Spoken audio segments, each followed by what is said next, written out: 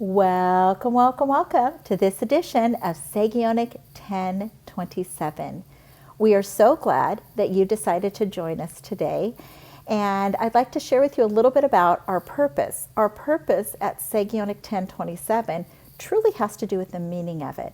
The word Sagionic means movement by movement in time. So if we think of anything throughout history where something needed to change or emerge or be switched up a little, right? It came through a movement. So a movement initiated a movement. And that's what Sagionic is. And if you take the word Sagion all by itself, it means carriers of wisdom. So our desire at Sagionic 1027 is how do we take business mindsets? How do we take the professionalism and how somebody has chosen to walk out life in gaining wisdom, in taking, there's a verse in the Bible that says, blessed is a multitude of counsel. So in one who's placed himself in a humble position to be able to gain insight from successes or challenges that others had, right? And so with each guest that we bring on board, it is literally how do we get to squeeze that wisdom out of them so that others can glean from what they've experienced themselves.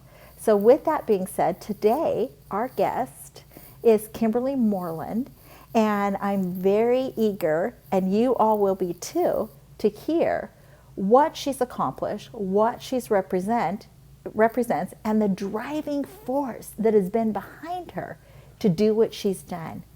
So, Kimberly, today's program is all about you and what you would like viewers to know. Hello, everyone. I'm so excited to be here and a little nervous. And I hope you enjoy our program today. And so I don't know how you would like for me to begin, or do It's I? your call. It's your call. You get to decide. You get to decide. Well, I'm really thankful for Sean and just her beautiful spirit, and so feel so privileged to be on your program today. Um, I miss your beautiful smile. Mm. I really just you had some amazing questions that you asked, and really gave me pause about why do I do what I do. And I'm currently the owner of Modeling Resource Consultant LLC. I had over a 15-year career as an urban planner, and also went back and earned an MBA at a later stage of life. Um, every decade, I try to do something different, and when I turned 50, I earned my master's degree in business. And I had a wonderful position as a project manager at Prosper Portland, which was the city of Portland economic development arm, and where I was able to use my urban planning, my love for history, and my love for helping small organizations and nonprofits. And so one of my favorite scriptures is first seek the kingdom of God and his purpose. I'm pushing this scripture. My husband is a theologian, but it's Matthew 6:33, and it talks about really just seeking God first, and he will take care of all the rest, and that has really been my mantra. That he really has been able to pull together my unique skills and passion, and so once I left Prosper Portland, I was able to bring all those skills and help nonprofit development, nonprofit leaders with organizational development and grant writing and fund development, and also help public agencies with oral history projects, and so it's just been a fascinating journey that I began on in 2020. And so as my own as an entrepreneur, and my husband, I'm so excited, will be joining me um, as, Yay!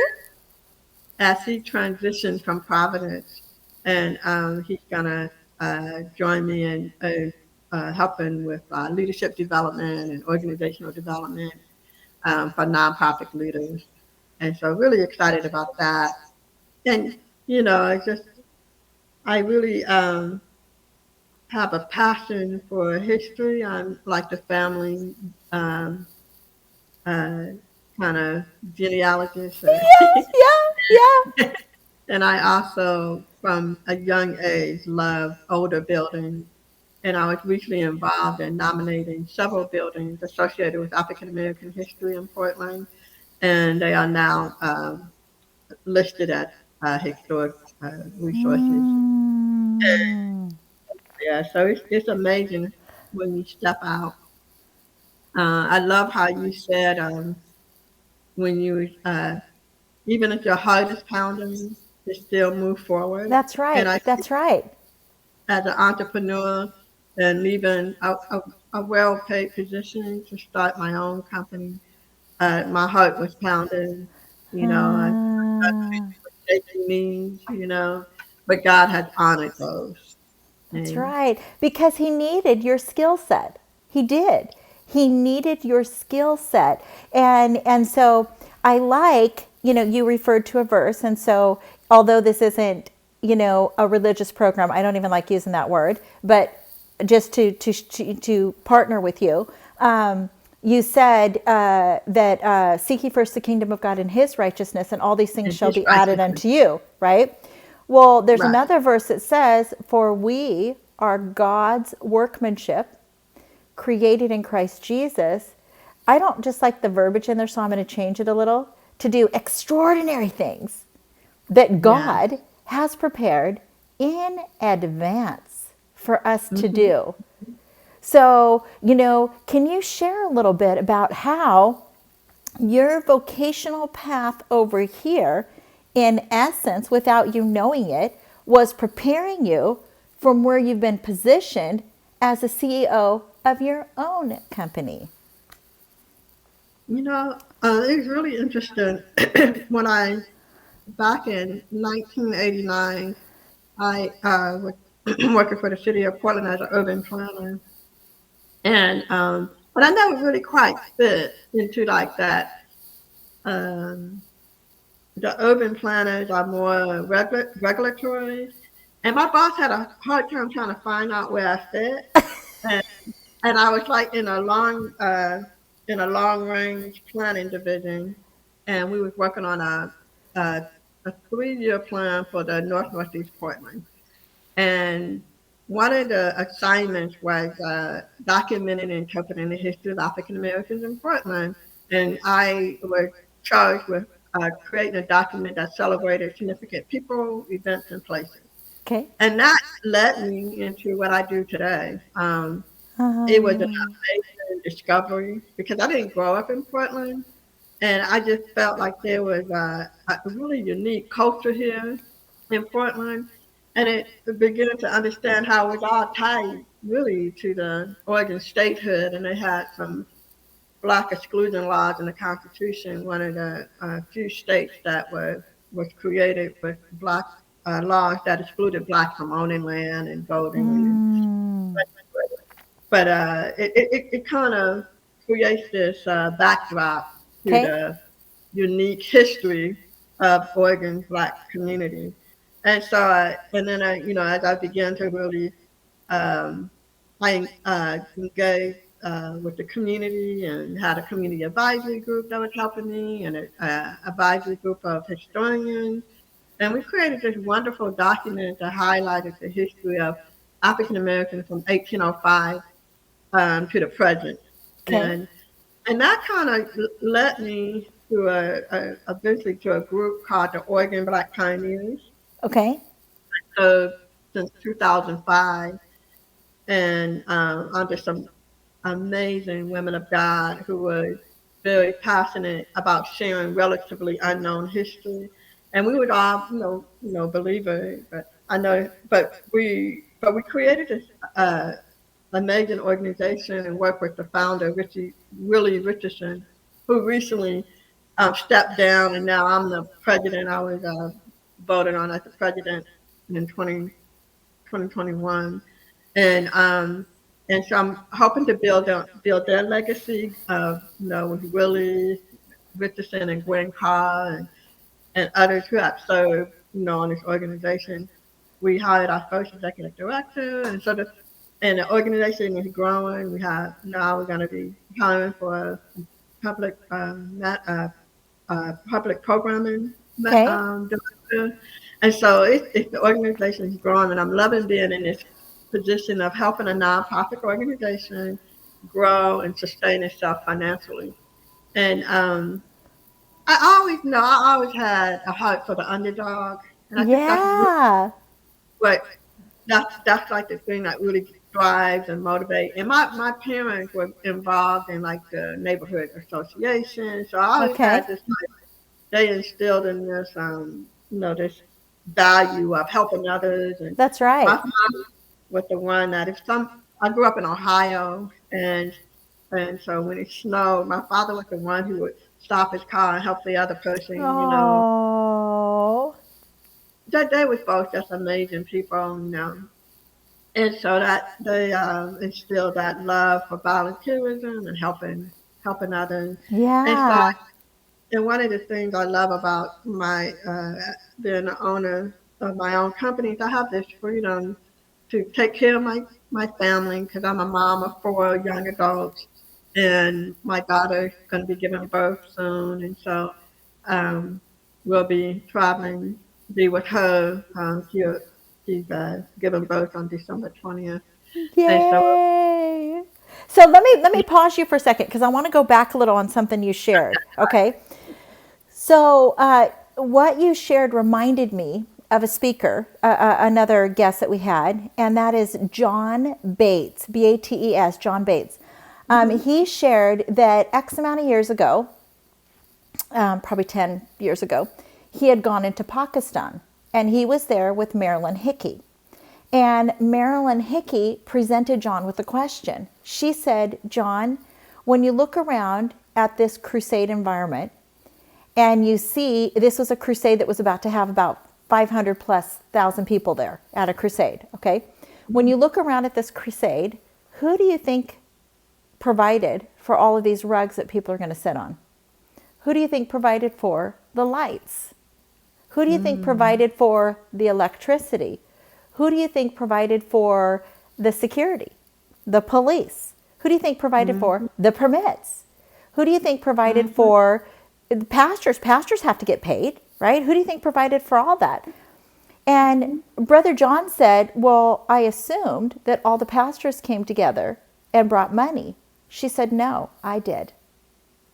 And mm, it left him thinking, that was the trajectory that put him into the business mindset to grab a hold of the knowledge to become the business owner that gave you the freedom to have more finances to fund more things. And mhm. so that's exactly where you are. So now I hand it back over to you. Yeah, I love that. I love that. It's kind of like the guy who gave Jesus the boat to go across the river. Yes. Mm. And you need those kingdom builders, to really help provide, the tangible, financial, practical things to kind of help the ministry move forward. And Yes. and a lot of and then sometimes I look at my website and I don't really mention that I'm a believer, but I think my ministry is when I interact with people, when I interact, and the service that I provide, and knowing that I'm motivated by by the Lord, and He put me in places, and and it's been so amazing that I have not had to promote my business at all. I have a website. Mm. You know, I a lot of my clients was people I met while I was working at Prosper Portland, and it's kind of expanded from there. Um, and it's just some relationships that I've built, you know, over the years. So I'm just really thankful for God for just being, you know, prom- promoting my business, That's promoting right. in me, and and not, so I'm really excited about my husband joining me because he's an amazing leader, and as he transitioned from Providence, we've been able to go to different dinners with people who want to say goodbye, and you know, Oh. I was brought to tears when I hear all his testimony about how his his, his kindness and generosity and leadership had meant so much to so many people, and Mm. what he shared was he always wanted to know, did I did I do the thing that God had called me to do?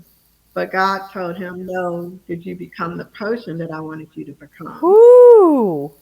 Yeah, That and so we just made it need to just rest there for just a second, so our viewers can grasp what you just said. Can you say that again? he said, first he was wondering, did I do what God had called me to do in this place? But God said, no, the question is, did you become who I wanted you to become? Mm. And I thought about that a lot in my own life.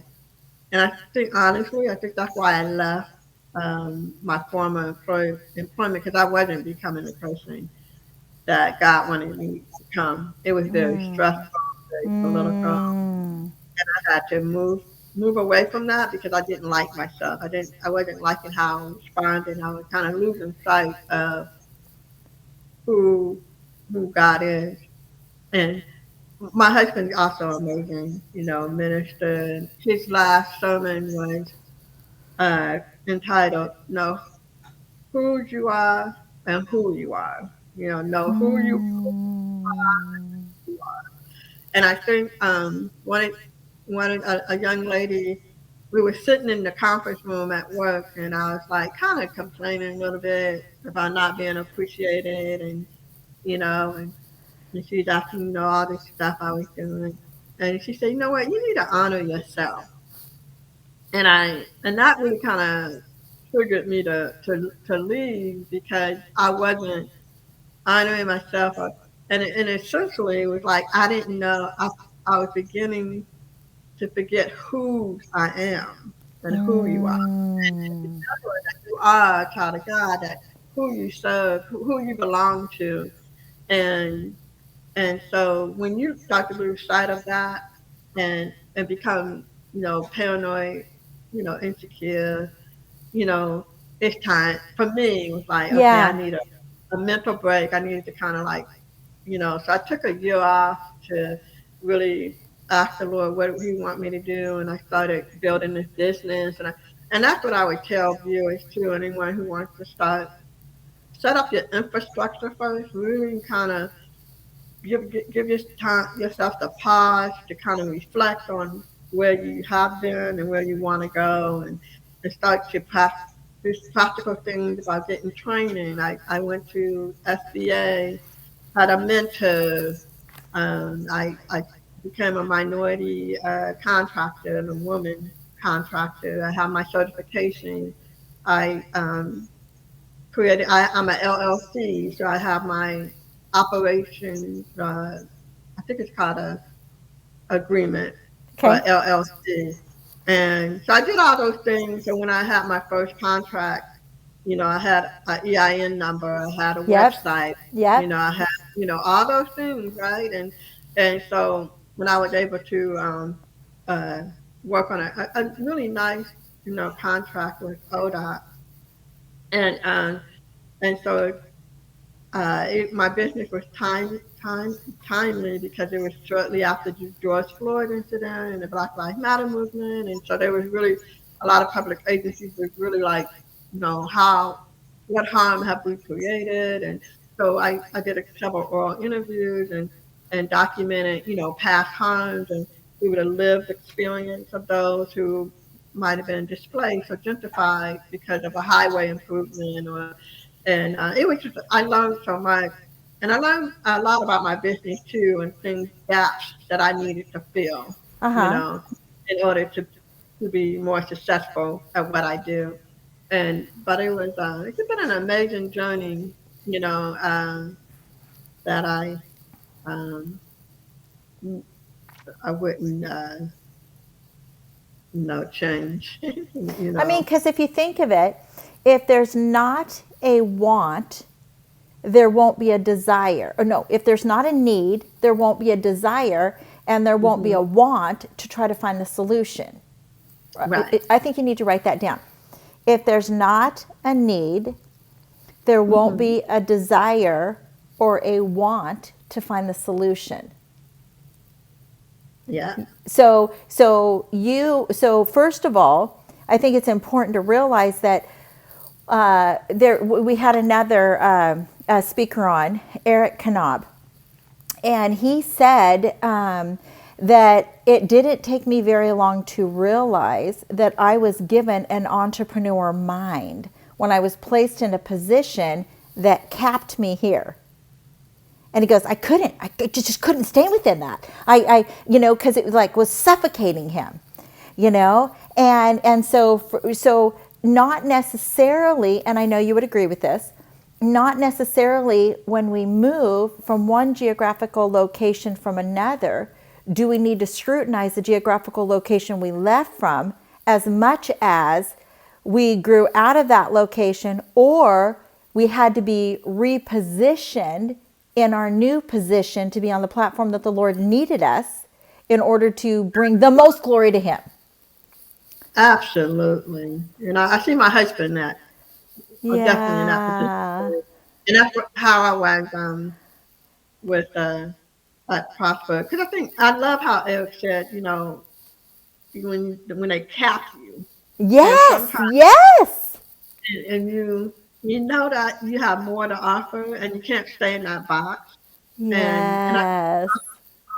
should allow you to to excel beyond that cap, and especially the cap that other people put on you, and then and then you tap into what the Lord wants, and sometimes he you see things, he gives you visions that like, oh my goodness, what? And so it's like, and you gotta walk in faith and knowing that there's more. This is not the end all for you. That there's in order to really fulfill your purpose, that your kingdom purpose, you have to really believe that and know that this is where the Lord wants you to go.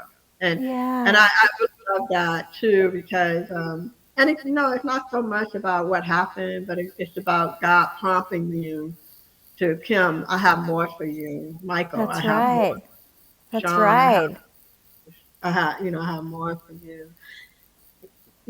So I think that you have to really hear and know when it's the end of something because God has the end is a new beginning. That's right. And one thing too, I actually really admire that you share, like on your website or in the work field, that you don't necessarily do post-it note stickers all over yourself that say Jesus, Jesus, Jesus. Instead, you've chosen to walk out in a professional mannerism that would set you apart as with a spirit of excellency, right? Because truth be told, all human beings are image bearers. right? And so we don't have to say, oh, over here, we're going to function in a spirit of excellency and the utmost professionalism. But over here, because, whatever we may have spoke over that environment of people, we don't have to do that.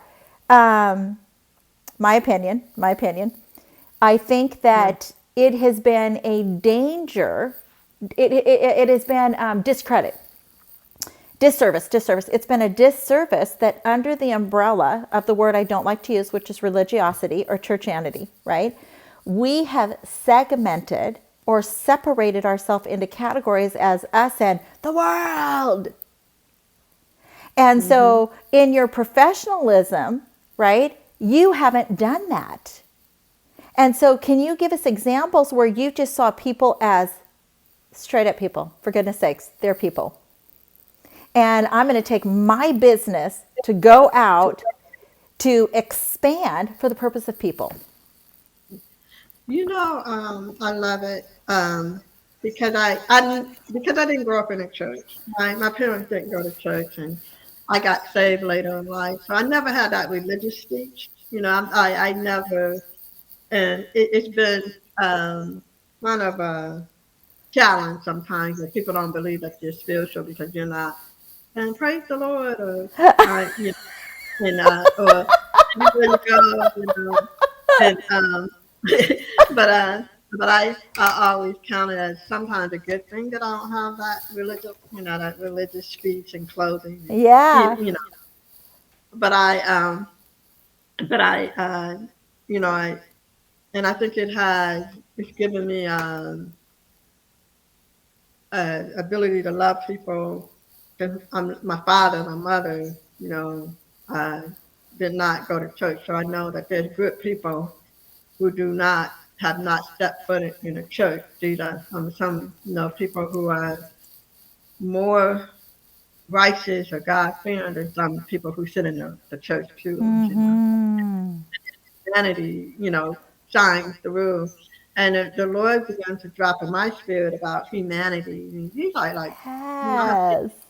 good people who are not Christians, and but I begin to look at their humanity. That's right. Not That's right. not the color of their skin, not their position, not their status in life, but just their heart. That's right. So that's what I attract me as much as I desire for them to know the Lord and to have salvation. Uh, but that's that's not my banner. You know, as I my kind of like Yeah. I want to say that I do desire that people know the Lord and and that's as a Christian and as a believer, but I don't lead that way. Yeah. But um I love to help people who other people have wrote off. I love helping them to claim themselves and what they do and understand and continue to do the good work. Yeah. Regardless if you've been recognized by, you know, the who's, Yep. because Yep. it is really impacting those that others aren't really pay attention to because they can't, they can't, people can't, make money off of them or, sometimes our marginalized members of our community are forgotten because people can't take advantage of them or Mm. and it's so political. I guess I'm trying to say that Yeah. that's what I really do like love helping nonprofit groups who support our most marginalized members of our community. Yeah. And so So don't you think, I'm let me ask you a question. I already know the answer, but I want you to expand on it. Okay. So would you say that because you have not categorized mankind, that it is like religious, not religious, this type of following, this type of community, whatever. Do you think because you have not adopted that mindset that it's actually put you in a space of freedom to just love all? Absolutely. And I have to just share and be transparent that when I first became a Christian, I did become very like judgmental and like because I was like really um, saddened by the sin that was in my life prior, and that I was blaming it on.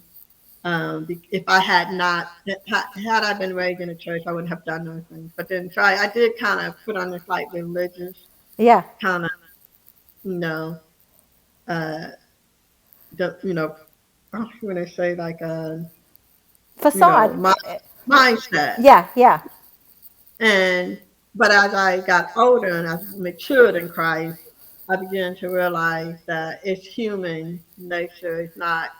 Uh, it wasn't so much how I grew up, but it's it's just a sinful nature, and that being in the church wouldn't mean that I had because I began to meet people who Yeah. grew up in it and had similar experiences, and so once you drop all that, you begin to really see uh, the heart of human, That's the frailty right.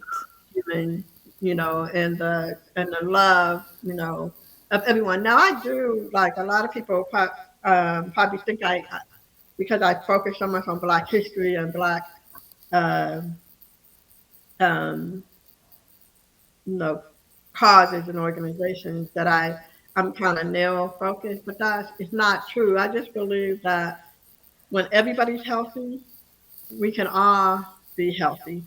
And like I said, I always had this thing for the underdog, and and I just see that African American experience in America has been very challenging and unique, and just their experience as enslaved Africans have really created this dynamic that plays out today. And Yep, yep. so when I was in undergrad, we were all sitting around. And my professor was talking with us, and I said, I'm gonna love everybody else. I love everybody, but my focus and my passion is for Black uh, healthy, helping Black community become healthy and thriving and growing. And so that doesn't de- deter from me loving others, That's And right. so I And I just want to say whatever it is that anybody's been called to do, we need to walk forward unapologetically. Period. Unapologetically, right? So let's think of this for a second. Peter and Paul ministered, or Peter and his compadre. Yeah. So Peter and Silas, or Saul. Well, okay. Anyways, two of our Bible guys ministered inside the walls. Two of them ministered outside the walls. hmm Okay, and so with purpose, like literally with purpose. So unapologetically, right? And I remember within the last year, there was this one day, and the Lord spoke to my spirit, and He said to me, Sean, I need you to not be concerned what people are going to say. So if I tell you to say no to this over here, but then I turn around and tell you to say yes to this over here, you do not need to explain to those people that you said no to why you said no to them and why you said yes to this.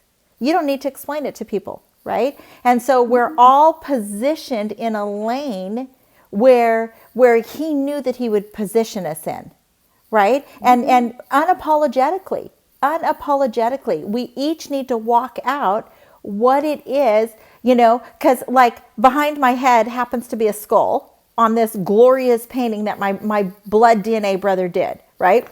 I've had people come Beautiful. into my house, and it's the size of a door frame, so it's quite large. It is just Wow. glorious. And Mm. I've had people say, oh, I can't go in that house because she has a demonic picture up on her wall. Well, bless her little heart, they don't need to come in my house. Right? And so I just think that we all need the freedom to just be who it is where we are, and what's that fire that burns within us. Period. Amen. Amen. Because Yes. I love that because I had a really interesting conversation yesterday, and we talking about Black history and how you present it. In Oregon, it has some challenging history, not very pretty, and and we're just talking about how you say that. Talk about that relationship in a balanced way, so you're not like blaming all white people. Yeah. Yeah. And but the truth is still should still be stated because the truth is healing, right? The truth will set you free. So if we go around trying to hide the truth and try to, you know, sugarcoat it, no one will be healed. And I think what sometimes a lot of African Americans um, in particular feel like we understate their experience. We don't no one really is telling the truth. So they're holding this truth in them and it's and they really desire to have it shared and because that's healing for them. And then you have Yeah. other groups, other non-black who are afraid to really uh, share the truth about the African American experience in Oregon and United States because they feel like they're somehow connected to this horrible history. But even but as uh, white allies are beginning to kind of share some of their roots, um, it's very healing for them because they can start to uncover some of that, some of the ugliness, but also um, you know, uh, stop it because it's a curse. It's a generational Yeah. curse. And I think and then there's examples where white abolitionists have been active and was active in Oregon, and we don't really share that story a lot. There's uh, and I just think we just need to not hide the truth, but be balanced, bring in, try to tell the full story because Yeah.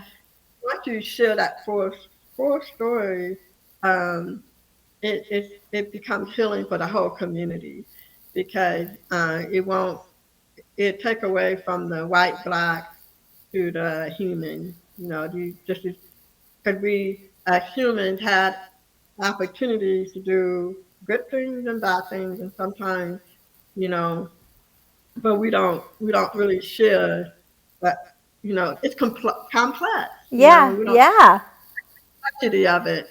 Um, and there's good and bad. There's good things. It's hopeful. That's When we right. share the full story, it becomes really uh, a story of hope. And Yeah. and Yeah. perseverance and just resiliency because but I just I was reminded of that conversation that I had yesterday Yeah. and wanted, And the so thing about it is too, as I was sharing with well, I got to pull out a book here, so hold on, because you just said a word. I'm going to be interviewing an author. This book is called Hope mhm. Realized. Oh, I Hope love that. Realized, and it's I love that. actually it's done by my DNA blood sister, one of them. I have five Oh, sisters, oh, but it's called Hope Realized. But it really made me think about uh, where was my train of thought? It had to do with one of our speakers and what one of our speakers shared. Oh, right here.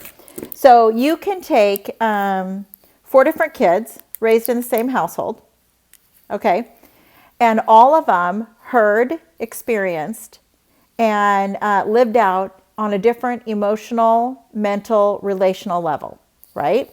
But if this person experienced trauma in an area, that trauma is real insignificant for that person, right? And maybe what this person experienced was different than this person, but theirs was real and true too. And this mhm. person can't say to this person, oh yeah, you don't understand, my trauma was worse than your trauma, right? Because something that may appear to be insignificant for one person is not for another. Right. I can tell you that I grew up in the thicket of the hood in Seattle, and we went to 5 food banks a week. And, Yeah. we had to eat the powdered milk. It was just dreadful, right? You ate school breakfasts and lunch because you wanted a good meal, right? Mm-hmm. You never missed a meal, right? And so Right. you just relationally, socially, Yeah. all of these things intermingle, but then we've got to decide how are we going to, so to speak, our somebody that I interviewed right before you, he's a photographer. And he went to explain that there was a time in his life where things were so dark, like, oh, just devastating dark. And he experienced this supernatural vision. And over there in the distance, he woke up and he was surrounded by blackness. The depression was so extreme. And over in the distance, he saw a little hole. And in that little hole, there was a glimmering light, just barely a light. And then all of a sudden, the light dissipated the darkness, right? And Mm. so and he shared a word with me, and I'm like, I've never thought of that. He said, when you're an encourager, which you are, Kim, you are an encourager, right?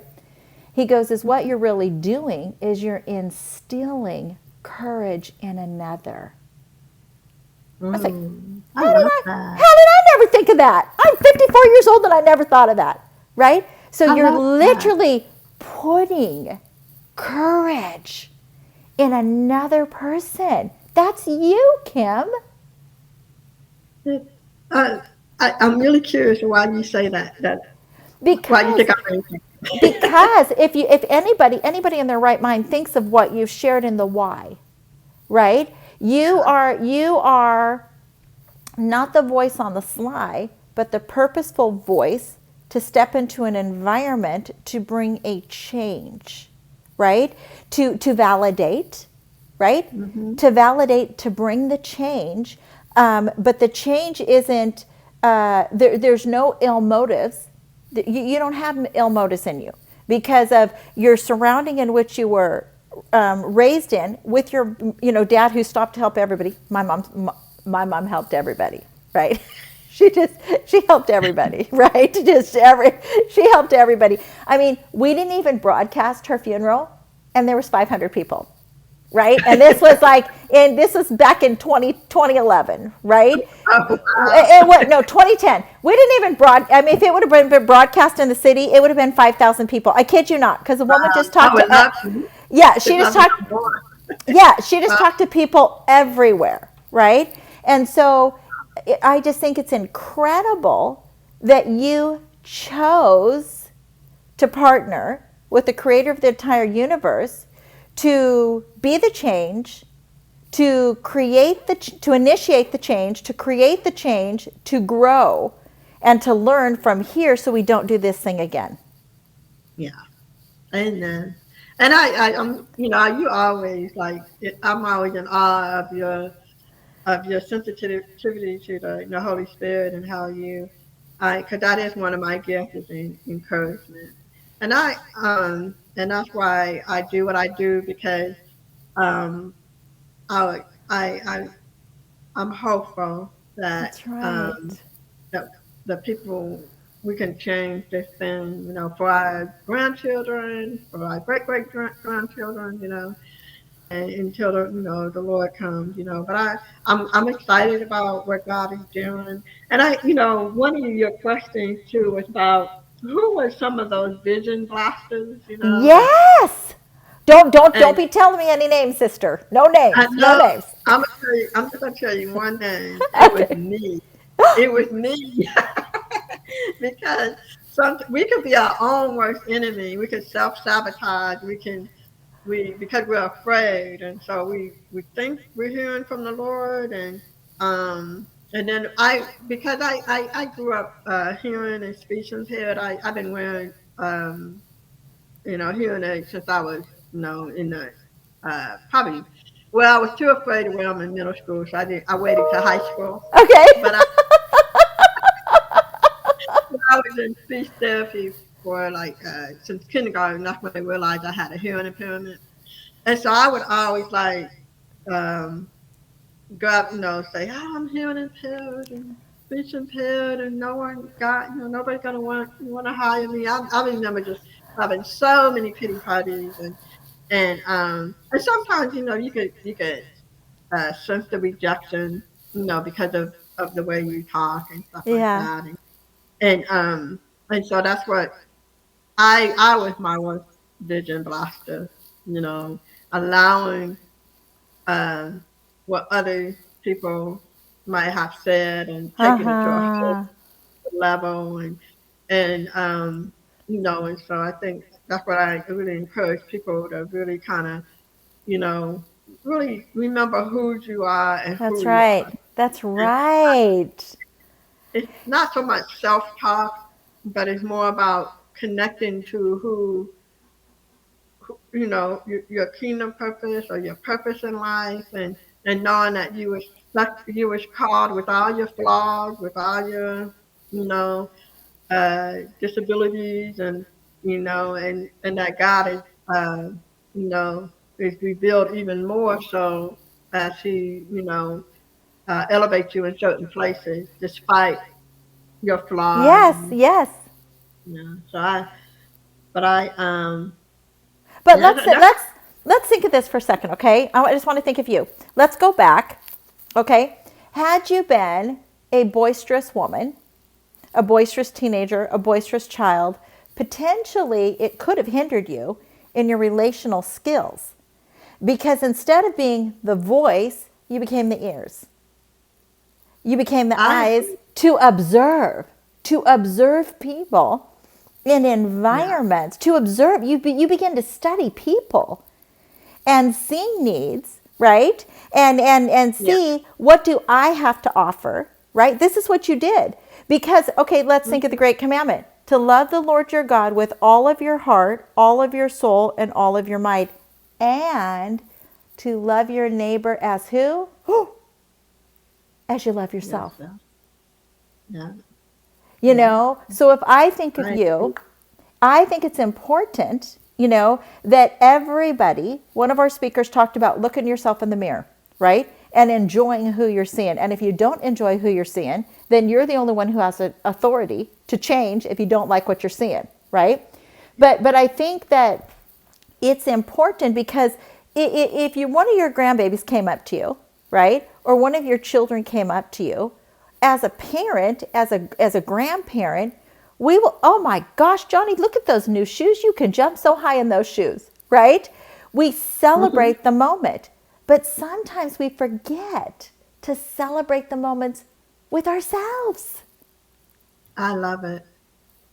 And what comes to mind is uh, that it's a scripture called "Joy of the Lord is our strength." And when you read that text before, people they had just returned back to the Israelites had come back to their community. I think it was in Nehemiah, Okay. but yeah, and anyway, before that, they wanted to, get started building a community, and God told them like, no, let's let's enjoy this moment, let's celebrate this moment. If we could do that later, and I think that later they did have like an atonement service, and but at that moment, it was to be the joy of the Lord is our strength, which to really, enjoy that God, enjoy this moment, and that's what I'm really trying to do because I because of some of the self sabotage, I did have deal with like depression, early, especially when I was in undergrad, Yeah. and that's something that I have to always remember the joy of the Lord because God has blessed my life. God has Yes. blessed me that I would never imagine that I would be living this life. And and my husband, we just sit back in awe sometimes about these two, young kids who met, in 1980 that we would have were beautiful kids and that travel, around the world and having grandchildren. We've been married 35 years now, and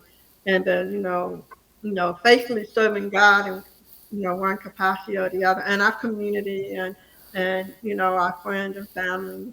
And so it's like, embrace that, enjoy this moment, Yes. you know, and Yes.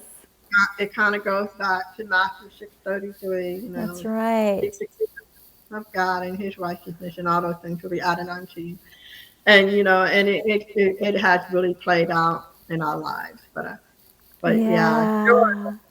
Yeah. And sometimes I have to really kind of because I'm dealing with some hard subjects sometimes, especially my work with the Oregon Black Pioneers, and we have to kind of, while we're trying to not weaken that story, we just, we focus on the amazing things that happen despite, not having some of the rights and privileges That's right. of, and so it's like, so that's that kind of, just having that mantra kind of help influence how you share the story, and to be an encourager and hopeful, because That's right.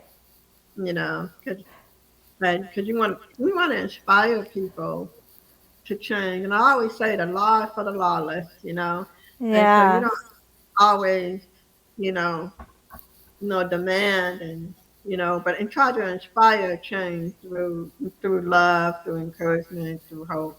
You know. That's right. That's right. And it made me think of something. So a speaker, I do multiple interviews in a day, and a speaker I had earlier on this today.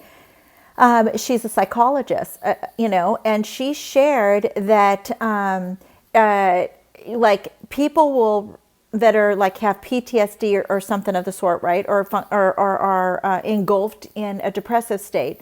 That it's because their mind repetitiously keeps going back, right? So she will say, "Okay, I'm really sorry that happened, but what is good about this moment, and what can we do to step forward?" Right?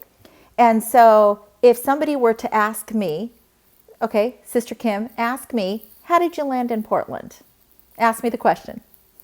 How did you land in Portland? Well, I lived in a shelter in California with my 3 kids, and I landed in Portland with the clothes on my back. Wow.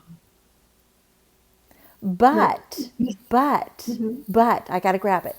See if I could reach it. Oh, oh, oh.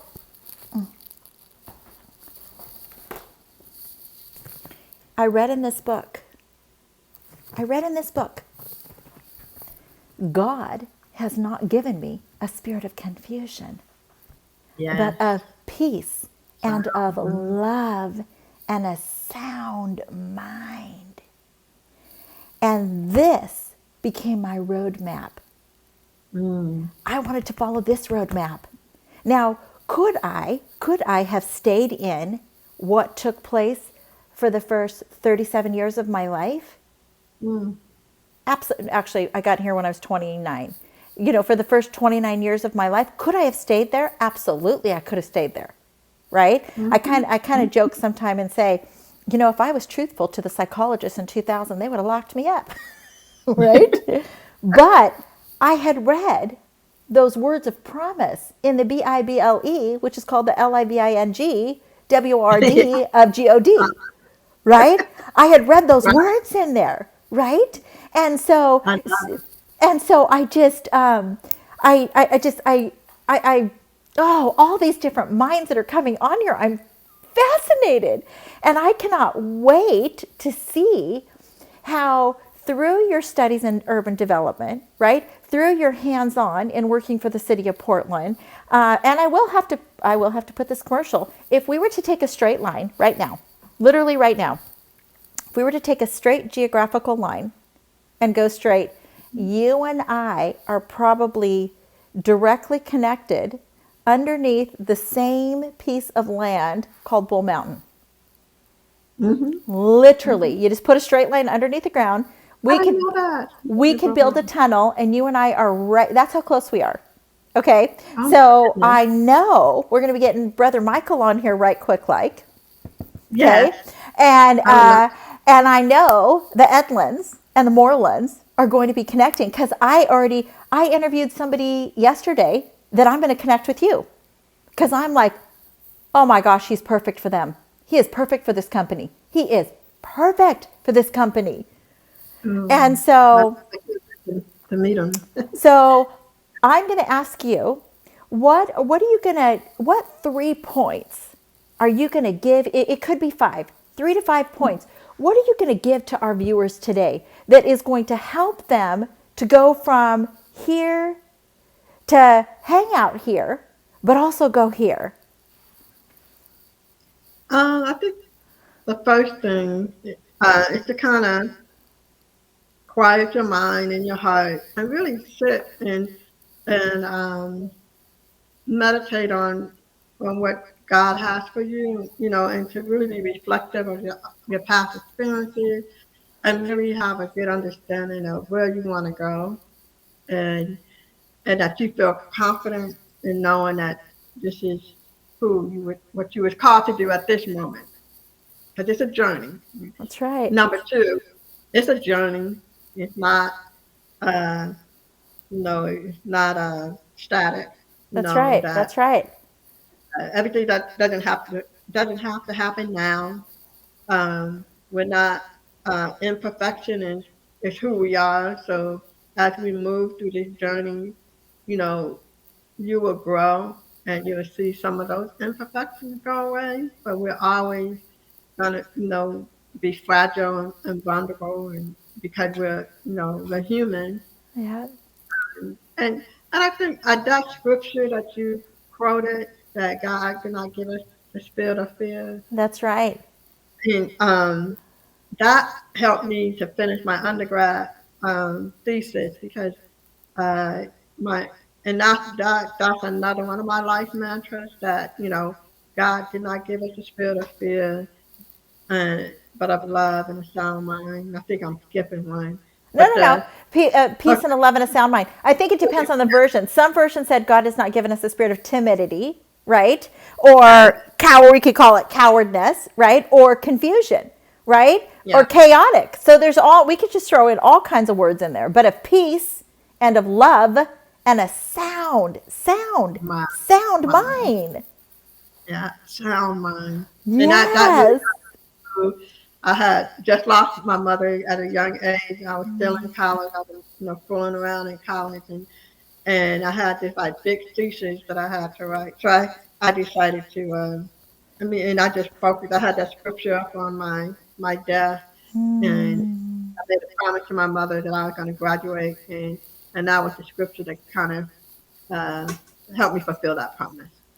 Um, and then, and I just think, as I said, and I'm really stealing this from my husband, who hopefully can expound on this more, but know who you are and who you are. Know that you Yeah. are a child of God, that you are part of the kingdom priesthood, and that you are instilled with gifts that from the Most High, and that He has placed you where you are today. That's Because right.